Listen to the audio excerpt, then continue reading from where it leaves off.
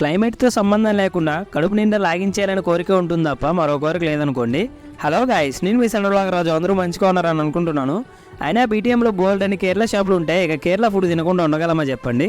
ఇక కొత్తగా ఓపెన్ చేసిన కుదరత్ బిర్యానీ షాప్కి అయితే వచ్చేసాము. సరే అని చెప్పి ఒక ప్రాన్స్ బిర్యానీ చెప్పుకున్నాము. టేస్ట్ అయితే ఎదిరిపోయింది. కేవలం 99 రూపీస్ మాత్రమే అయింది.